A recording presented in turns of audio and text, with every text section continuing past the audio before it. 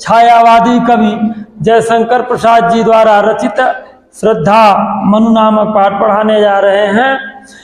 संदर्भ एक बार देख लीजिए कि संदर्भ लिखेंगे कि प्रस्तुत पद्य पंक्तियां हमारी पठित पाठ्य पुस्तक काव्यांजलि में संकलित जयशंकर प्रसाद जी द्वारा रचित श्रद्धा मनु शीर्षक से उद्धृत है। प्रसंग में लिखेंगे, श्रद्धा मनु को निर्जन स्थान में मौन बैठा हुआ देखकर पूछती है कि तुम कौन हो और उस निर्जन स्थान में क्यों बैठे हो। यहाँ श्रद्धा के लिए मनु का व्यक्तित्व उत्सुकता का कारण बना हुआ है। अब व्याख्या देखिए कि कौन तुम संस्कृति जल निधि तीर। श्रद्धा मनु से प्रश्न करती है कि तुम कौन हो। श्रद्धा मनु से प्रश्न करती है कि तुम कौन हो। संस्कृति जल निधि तीर तरंगों से फेंकी मढ़ी एक। जिस प्रकार सागर की लहरों के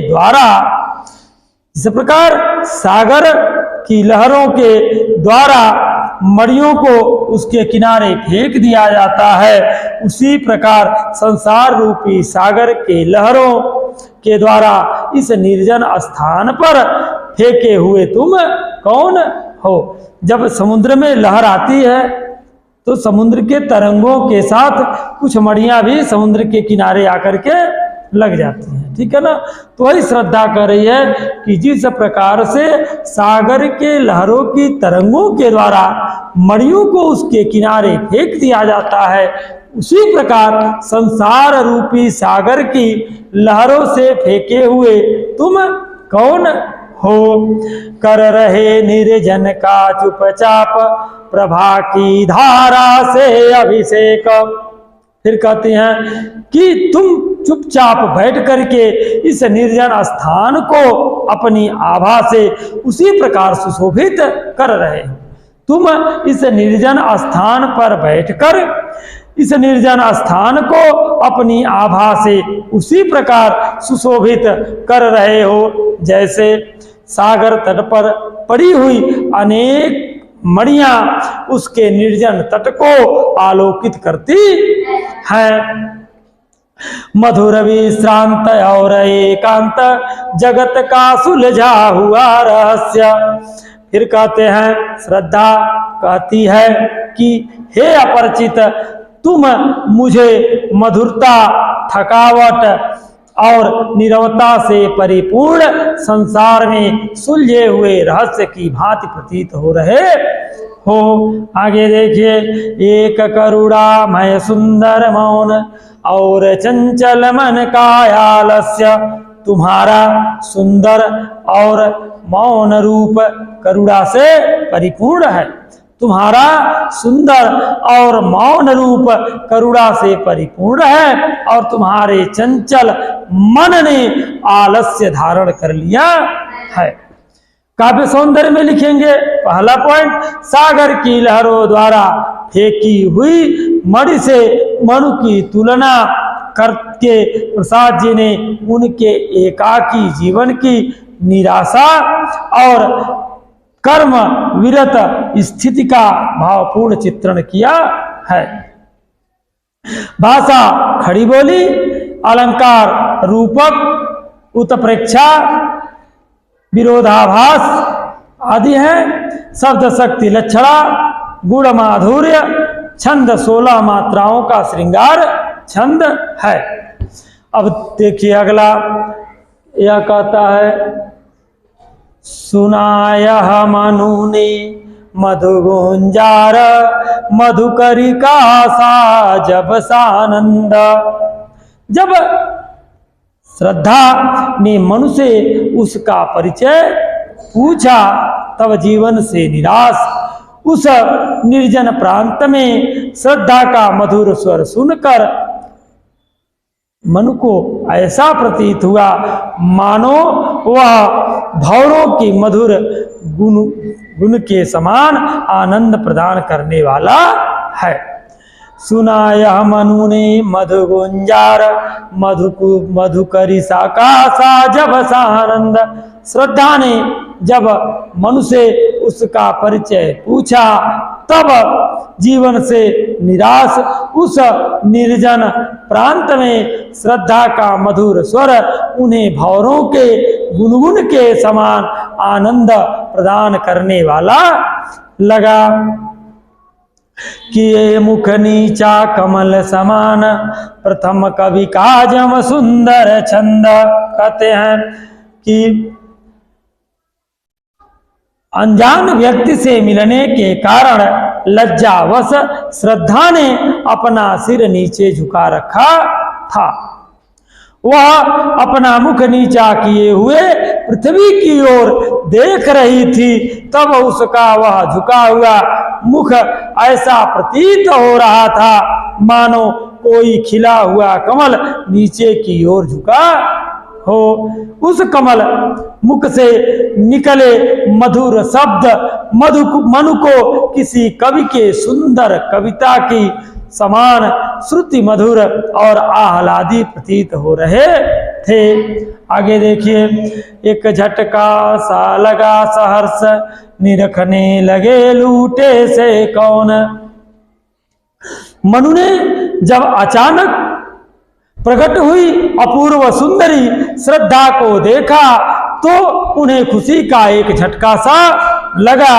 वे उसकी सुंदरता और मोहक छवि पर सर्वस्व लुटा बैठे और लुटा पुटा व्यक्ति जिस प्रकार से अपना शुद्ध बुद्ध खो बैठता है, ठीक वैसे ही श्रद्धा की मोहक छवि पर आकर्षित मनु ने अपनी शुद्ध बुद्ध खोकर उसे देखने लगे।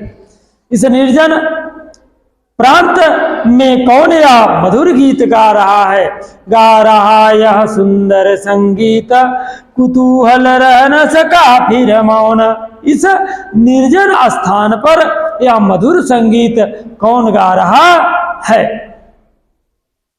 तब वे अपने मन को अपने वश में न रख सके और उसमें श्रद्धा के विषय में सब कुछ जानने की जिज्ञासा जाग उठी। काव्य सौंदर्य में लिखेंगे कि श्रद्धा के अपूर्व रूप और स्वर माधुरी को अभिव्यक्ति मिली है।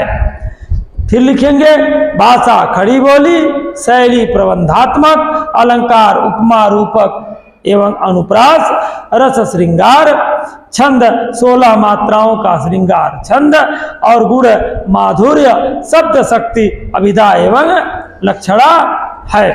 आगे देखिए, और देखा वह सुंदर दृश्य नयन का इंद्रजालय अभिराम। प्रसंग में लिखेंगे कि प्रस्तुत छंद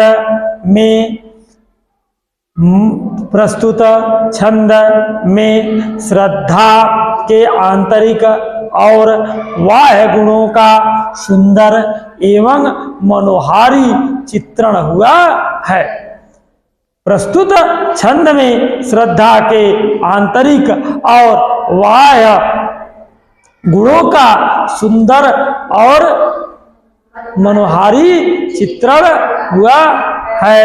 अब देखिए व्याख्या, और देखा वह सुंदर दृश्य नयन का इंद्रजालय अभिराम। जब मनु ने कौतूहलवश ऊपर की ओर देखा तो उन्हें सौंदर्य से परिपूर्ण श्रद्धा अपने निकट खड़ी दिखाई दी।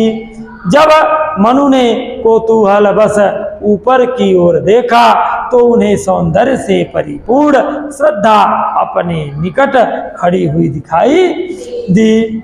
यह एक अभूतपूर्व सुंदर दृश्य था। यह एक अभूतपूर्व सुंदर दृश्य था। यह दृश्य उनके नेत्रों को जादू सा अपनी ओर आकर्षित कर रहा था। कुसुम वैभव में लता समान, चंद्रिका से लिपटा घन श्याम। कहते हैं कि मनु ने श्रद्धा को देखा तो उन्हें ऐसा लगा कि वह फूलों से लदी हुई सौंदर्यमयी लता के समान है। उन्होंने अनुभव किया कि जैसे चंद्रमा की शीतल चांदनी से लिपटा हुआ बादल का कोई टुकड़ा उनके सामने खड़ा हो। उन्होंने अनुभव किया कि जैसे चांदनी से लिपटा हुआ बादल का कोई टुकड़ा उनके सामने खड़ा हो। हृदय की अनक अनुकृति बहा उदार, एक लंबी काया उन्मक्त, मधु पवन क्रीडित ज्यों शिशुशाल सुशोभित हो सौरभ संयुक्त। श्रद्धा के शरीर का अधिकांश भाग खुला हुआ था और उसकी देह दृष्टि अर्थात शरीर जो थी पर्याप्त लंबी थी और उसे देखकर आभास हो रहा था मानो वह उदार और विस्तृत हृदय की प्रतिमूर्ति हो। मधुर वार्तालाप के समय श्रद्धा का वह लंबा और सुंदर शरीर बसंत की सुगंधित और मंद मंद बहने वाली पवन के समान अटखेलियां करता हुआ साल के छोटे वृक्ष के समान सुगंध से परिपूर्ण होकर वहां शोभायमान हो रहा था। काव्य सौंदर्य में लिखेंगे, श्रद्धा के हृदय में सभी उदात्त गुण, उदारता, विशालता, गंभीरता, मधुरिमा आदि दर्शाए गए हैं। भाषा परिष्कृत खड़ी बोली, अलंकार, उपमा, कातिशयोक्ति एवं अनुप्रास, रस, श्रृंगार, शब्द शक्ति, लक्षणा, गुण, माधुर्य तथा छंद श्रृंगार छंद है। अब देखिए पांचवा यह वाला, मृषिण गांधार देश के नील रोमम वाले में सो के चर्म ढक रहे थे, उसका वपुकांत बन रहा था वह कोमल वर्म। प्रसंग में लिखेंगे, प्रस्तुत काव्य पंक्तियों में श्रद्धा की वेश भूषा का मनोहारी चित्रण हुआ है। प्रस्तुत काव्य पंक्तियों में श्रद्धा की वेशभूषा का मनोहारी चित्रण हुआ है। व्याख्या देखिए कि मृषिण गांधार देश के नील रोम वाले में सो के चर्म।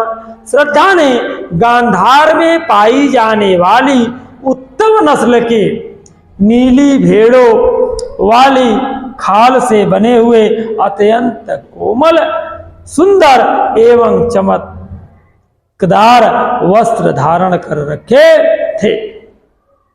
श्रद्धा ने गांधार देश में पाई जाने वाली उत्तम नस्ल की नीले भेड़ों वाली भेड़ों की खाल से बने हुए अत्यंत कोमल, सुंदर एवं चमत्कार वस्त्र धारण कर रखे थे।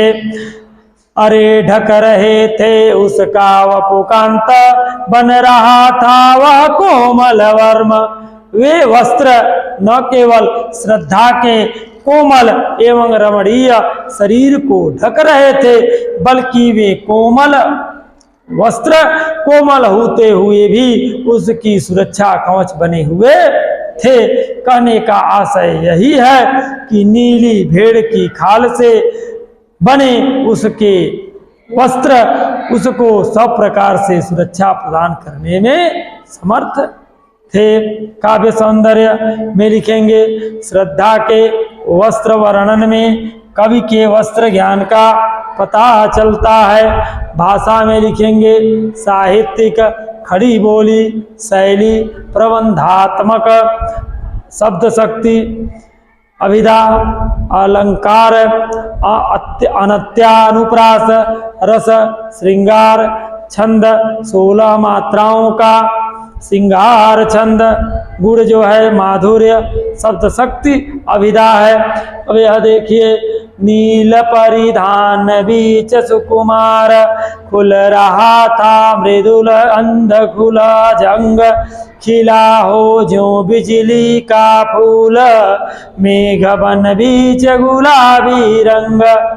फिर लिखेंगे व्याख्या कि श्रद्धा अपने शरीर पर नीले रंग का मेष चर्म अर्थात भेड़ की खाल धारण किए है। उसकी वेशभूषा में कहीं कहीं उसके कोमल और सुकुमार अंग दिखाई दे रहे हैं। श्रद्धा ने अपने शरीर पर नीले रंग के मेष चर्म को धारण कर रखा है। उसकी वेशभूषा में कहीं कहीं उसके कोमल और सुकुमार अंग दिखाई दे रहे हैं। उन्हें देखकर ऐसा प्रतीत होता था मानो नीले बादलों के वन में गुलाबी रंग का सुंदर बिजली का फूल खिला हुआ हो। फिर आगे देखिए, ओहो ओह वह मुख पश्चिम के व्योम, बीच जब घिरते हो घन श्यामा, अरुण रवि मंडल उनको भेद दिखाई देता हो छविधाम। श्रद्धा का वह कांतिमय और लालित्य युक्त, श्रद्धा का वह कांतिमय और लालिमा युक्त मुख काले रंग के बादलों से घिरा हुआ ऐसा प्रतीत हो रहा था मानो संध्या के समय पश्चिम की ओर आकाश में काले बादल घिराए हों और लालिमा युक्त सूर्य उन काले बादलों को भेद कर आकाश को सुशोभित कर रहा हो।